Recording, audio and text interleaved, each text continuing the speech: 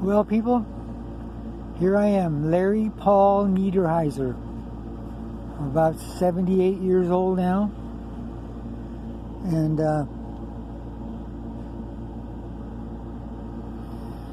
I think in about a week or so or less, I'm going to go and I'm going to jump in that exit bag, and I'm going to get the fuck out of here. This rotten goddamn world. I mean, this world is, from the very beginning to the end, it is a SOBB. I mean, an SOBB. Everything goes wrong. You know, they're trying to tax you here, tax you there. You don't got the money for this or that. And, you know, I mean, you know, when things are good, it's great. But what happens is you start getting gum disease. This gum disease starts making you sick, and you don't know why.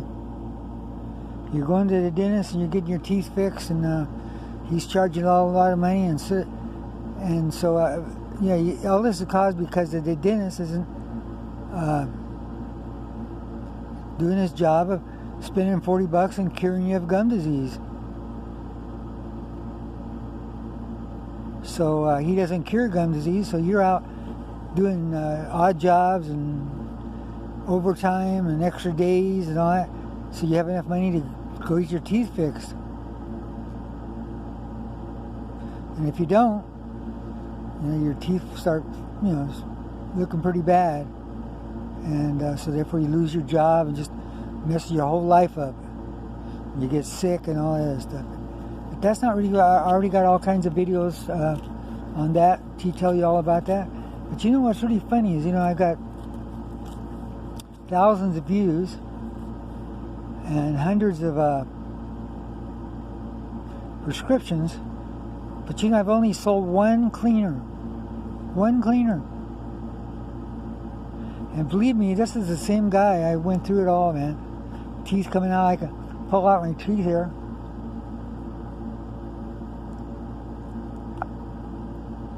Yeah, that's what they did to me. Yeah, that's it. You can't imagine the shit that I went through. My teeth coming out, bleeding. But you notice on the bottom, I did have another pulled tooth here. The lying bastards, the dentist lied to me again there. As you can see, my gums are pink, so I don't have gum disease. So that's what everybody needs. But you know, one guy finally, after I talked to him several times, and he finally bought it, and he even took it down, and I set it up for him. And then, matter of fact, I even did it again so he would do it. And so he didn't. He stopped using any pumice stone, so I don't even think he's doing it now. So the point here is, why in the hell haven't you people got that cleaner already? And you know, another thing about it is that I figured out that you know, like I have a video of my Zachary coming home crazy that time. I finally gave him clindamycin, and he got better and got really well. And but that's another long story, and that's a sad story on that end of it too. But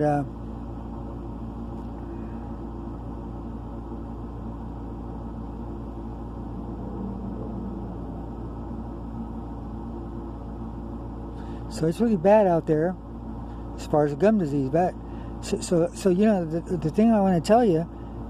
Well, yeah, you haven't done the cleaner. You got to get the cleaner, or you're going to go down the same route as everybody else. You got to get the goddamn cleaner.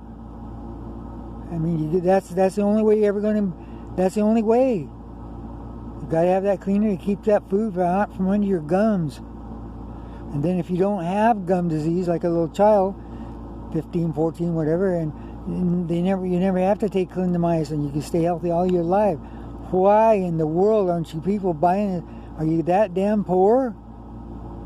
I mean, man, oh man, if I knew what I knew, if I would have known what I know now, what I knew then, before my teeth were coming out and stuff like that, man, I would have borrowed a stove to get that cleaner so I wouldn't have to lose my teeth. And man, oh man, your body takes one hell of a beating. So you got to get it. You got to get that cleaner. And it's God sent, man. It works. That Puma Stone gets in there and cleans it out, keeps it clean. Oh my God, what the hell's wrong with you people? I mean, God dang, a 2-year-old kid could understand that the bacteria under your gums is what's causing it all. And then it goes into your body and it really gives you a trick. But what I want to tell you, see, I didn't, the same way with gum disease. See, they didn't tell me about gum disease and how serious and what it was going to do to you sooner or later. So I found out. It took me 20 years, and I looked and looked, and I tried everything. It's all in the videos. Trying to cure that gum disease, man. Oh shit, man, you can't imagine teeth coming out, bleeding all over. Oh God. And so I finally found out what it is clindamycin. Either clindamycin and root cleanings, which is very, very expensive, or clindamycin and my cleaner. Save you lots of money and last you forever. But this is what happened to me.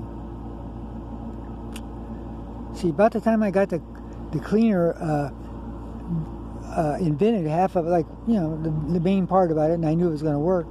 So I thought, well, I'll go down to Hemet and I'll go to this dance hall and meet some good-looking chick, and while I'm working on the machine, I can be out having a good time. And so I went down there to Hemet, and I met this old gal, but all of a sudden I couldn't pee anymore. It kind of startled me. What the hell is this? So I went to the doctor, and I noticed that I was having here. I'm 76 years old, or whatever, and I had a hernia, which I hadn't seen a hernia before. And man, oh man, I had some hemorrhoids that you just couldn't believe. I mean, they were like unbelievable. God damn, I couldn't believe sticking out a half an inch. And then my prostate had gotten enlarged, and I couldn't pee. So I told the doctor all this, and so instead of examining me and doing the right thing, now that I know what's going on, is that she right away prescribed me a Flomax. And God dang, when I finally got to the pharmacy for the prescription, man, they laid out a piece of paper there, about 10 pages of all the side effects and the bad effects and all the other effects that goddamn shit has. And I'm not kidding you, man. About 2 months later, my legs swelled up twice as big as what they were, and oh my God, I was feeling terrible. I was getting dizzy, all kinds of stuff. So I stopped doing that. So I had to go to the Loma Linda University hospital over there, and they finally catheterized me. And man, that was really rough and tough until I got catheterized. But and they took their sweet time. But finally I got a doctor, and I had a hard time getting a doctor, Anyway, it's a long story. I could tell you that later on. But they finally sent me to, it was really hurting, and I was trying everything. And I went to Arrowhead Regional Hospital over here in Rialto, and they gave me a CT scan. And when they were telling me that I need to go to the doctor, get a primary doctor, because they were really worried about me. And so, but from then on, I was downhill. But the next day after I come back from Arrowhead, I came over and I lifted this door at the shop here, and I said, wow, that's it. And I've been lifting that door. See, the spring broke, and I didn't replace the spring. I went down and bought a new spring, but it made the door kind of neat the way it was, because that people couldn't come and go. You could leave it open, and it could stay cooler in there without worrying about somebody coming in and taking your stuff. So, but right away I realized that that's what it had been all along. It was me lifting that door and all the other stuff I was doing. So right away I put the spring on. But all of a sudden it went down, downhill, and down. And so I finally got this doctor. I told him, my back was really hurting me. And I told him I need an epidural, and I need something to prevent this pain from hurting me. So the first doctor, that she sent me out some Tylenol, 1,000 milligram Tylenol pills. And so what in the hell is this? My back is, I'm screaming out, crying because my back hurt, and she sends me Tylenol. But finally, they finally sent me to blood tests and MRI and CT scan and some imaging, and so and went to this oncologist. No, I think they sent me to the oncologist before I had all this done, before the imaging and all that. Before the image, they took blood tests, but that was it. So I went to see this doctor, the same doctor I'm going to be talking about all along here. Somehow or another I got back to him, but he said, well, Larry, says, so he felt my prostate, and he said, well, Larry, yours is smooth, and everybody else is all rough and bumpy. And he said, I'm going to set an appointment, and you're going to, we're going to look in your bladder. So when I got there, the lady shot some stuff down, a great big tube of, great big syringe, maybe 6 or 7, 8 inches long, 6 inches maybe, 1.5 inches, 2 inches wide, and down my tool, and then they had all these mechanical shit and things in there. So the lady wanted me to get up there and do something. I told them, no, man. So to look, I didn't think you needed all that stuff to look. So anyway, I barely got him to order me some catheters then.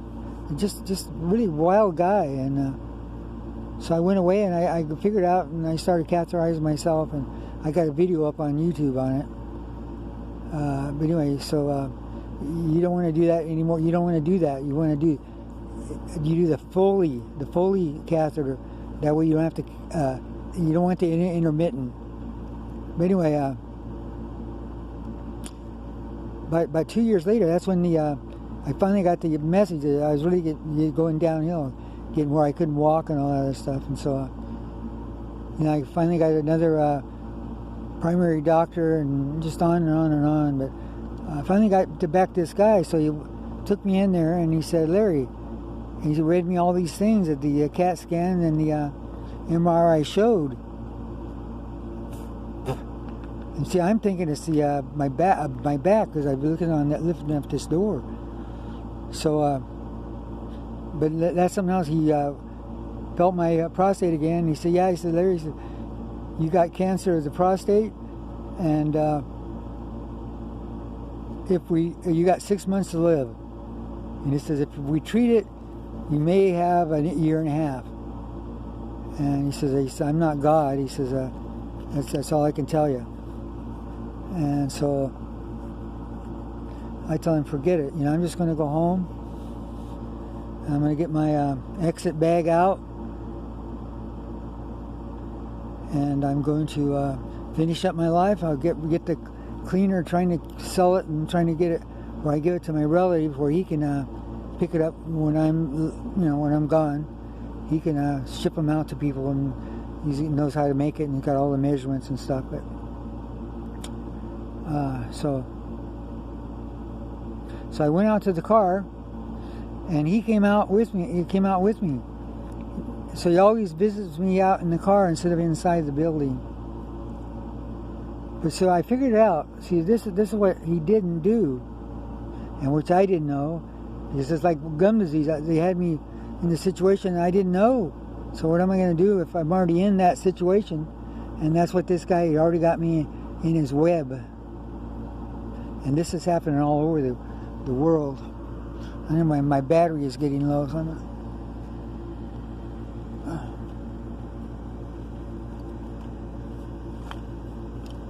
to try to plug it in here.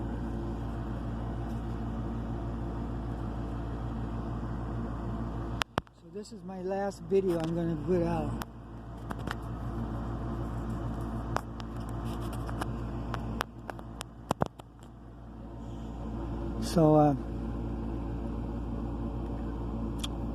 So this is what he did, and I asked him there. Well, I'll tell you this.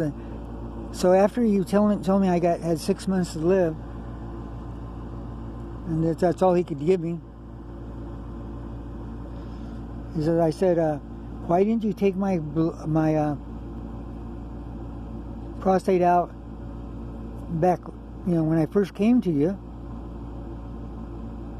and explain it to me what the hell you were going to do and why, and I wouldn't be in this situation I'm in now.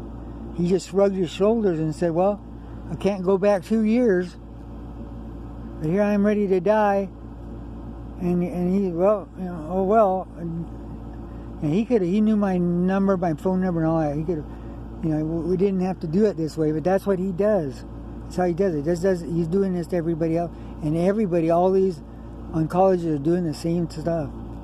See, if you take the prostate out, you never have to worry about peeing again, and you never have to have worry about cancer of the prostate.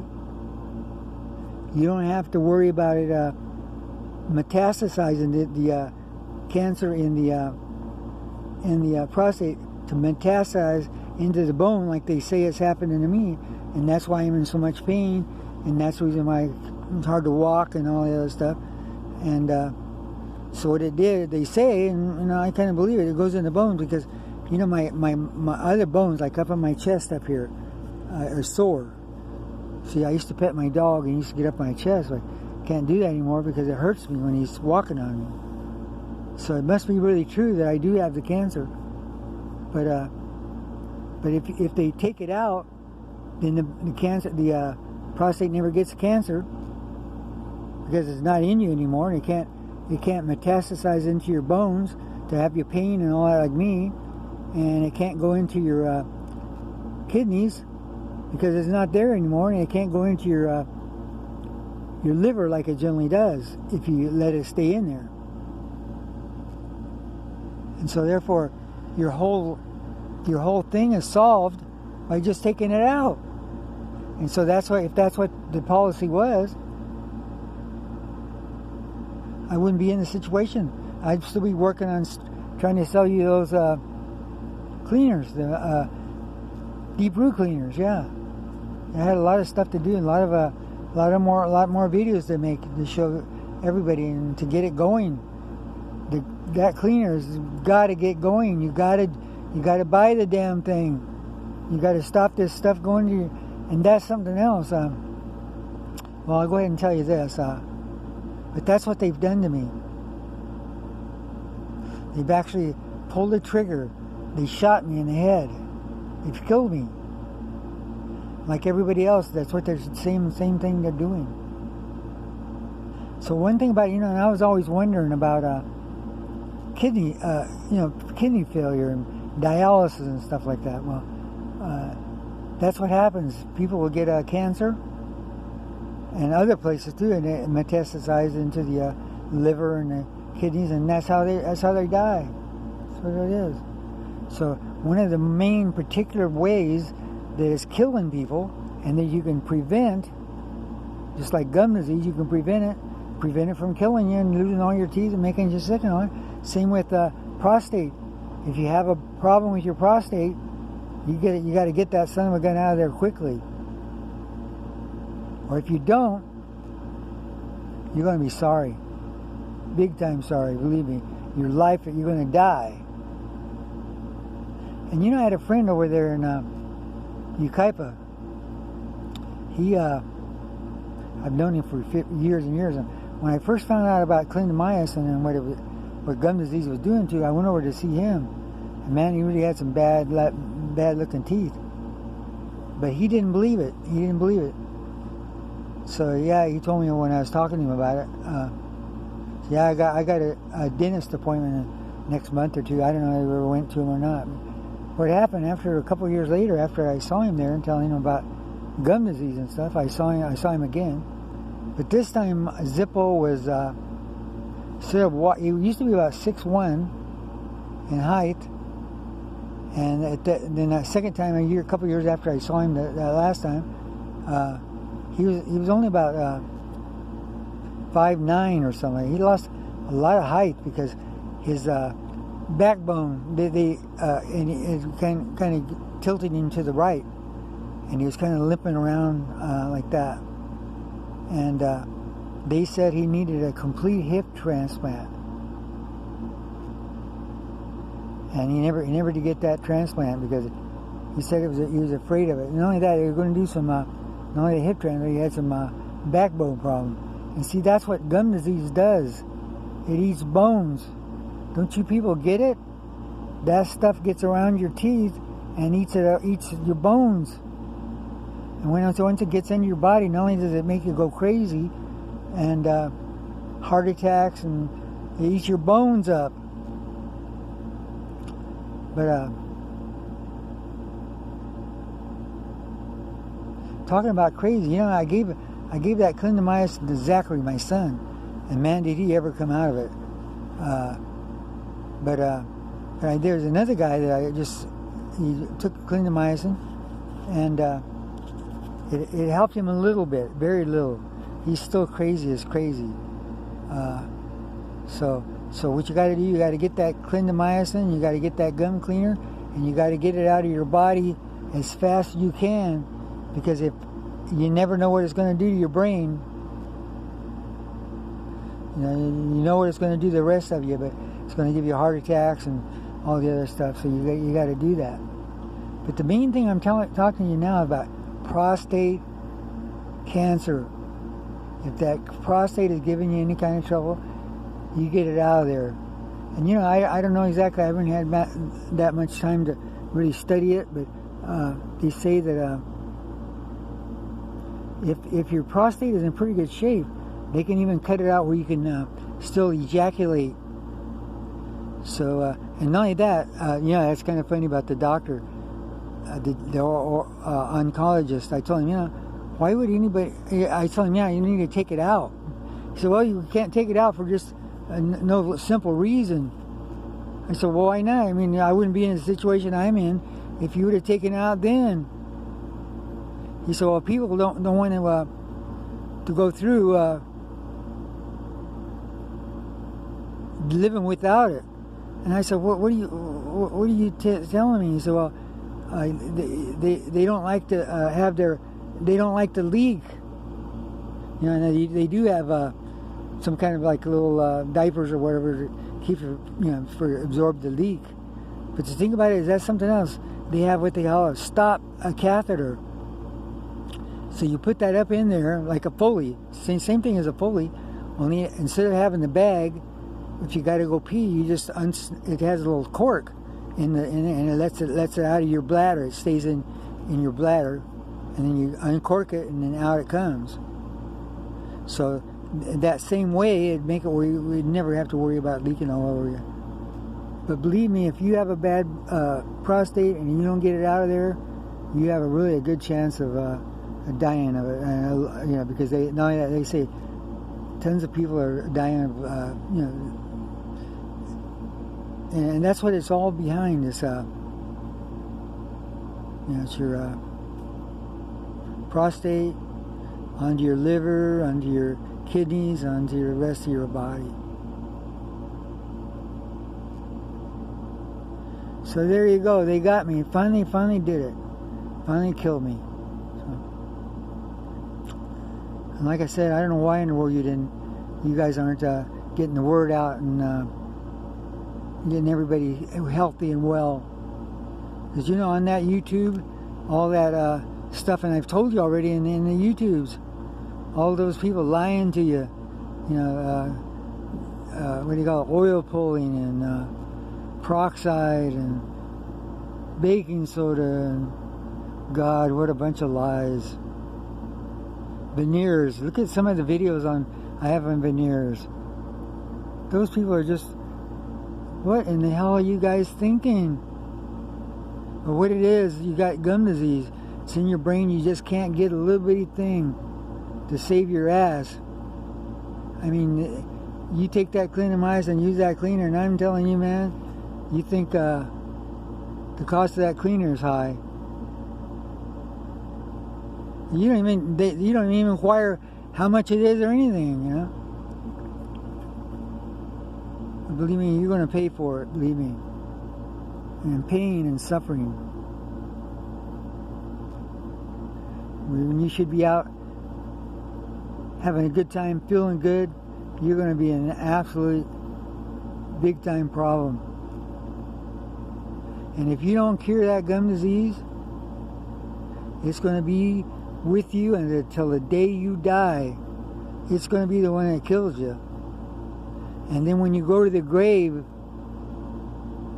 that's where it's going to finish you off. And you heard the old saying, dust to art, dust you shall return. And that's what returns you, is that bacteria. So I guess I've rambled on here enough. But I'm so sick, I should get the computer out and all the other stuff and do a good one. But this ought to tell you, look what they've done to me. Not only did they do it once, I didn't know there was another snare here. God, if I'd have only known. God dang. I thought it was free and clear. I never dreamed that... And see, another lesson is, when you get older, see, that's what happened to my prostate. The reason why I got swollen, because I was pinching it. When I lift that door up, I would put the door on my elbow here, and it was crushing my spleen and all that. So when you get older, you don't want to pick up anything than 15, 20 pounds. When you go to the gym, you want to exercise. You don't want to be any big strongman guy. You know, let some other idiot do that. You just go down and exercise and feel good. Don't beat yourself up. Go swimming, jacuzzi, ride the bikes.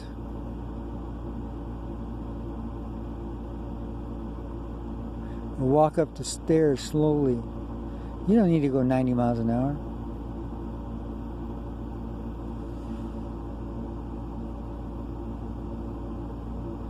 So there's a whole bunch of more stuff I know that I should tell you about, but I've always been in here trying to save people's lives. I see all the wickedness and this housing situation, rent. When you're born in this world, you should have a place to live. May not be the snazziest place in the world, but you should have a place to shower, eat, all that stuff. Everybody needs a place like that. And then if you want to excel, which most of the people would, they'd go out and get them a job and leave that place and get them something else. The system is crazy, and the system is all built around gum disease, and apparently, as I found out, your prostate. That's the reason why all those hospitals and urgent cares, and because everybody, you look at it, just about every corner there's something medical on it, especially around here. I don't know about other places, but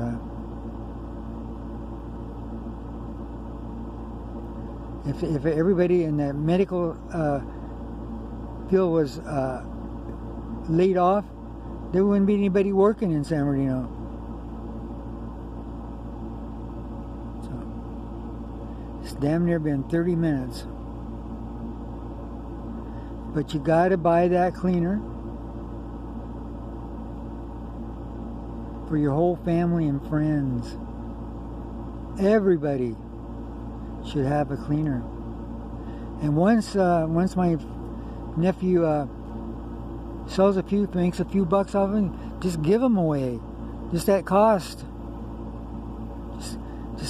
Just make everybody healthy. You know, money isn't everything. Let those people have a good, enjoyable life instead of out working 2 jobs and overtime and all that stuff, trying to pay your dentist, trying to keep from sliding off into homelessness.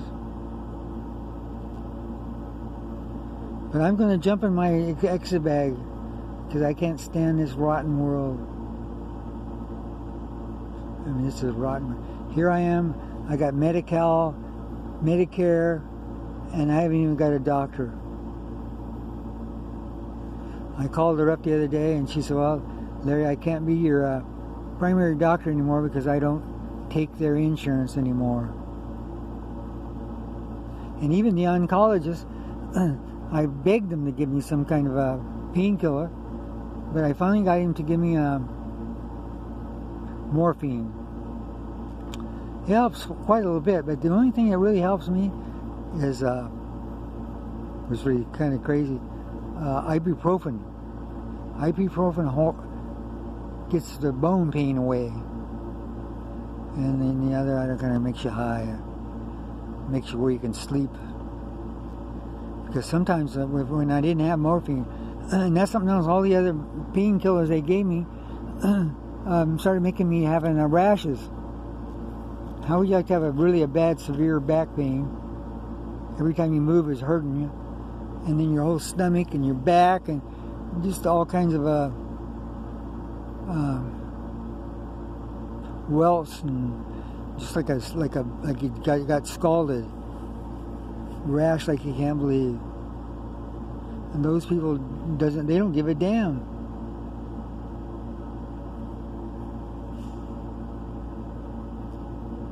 Got to beg them for the morphine. Even makes me go down and pick the prescription up at the office, and then I got to go to the drugstore, and then the drugstore won't deliver it because it's a narcotic.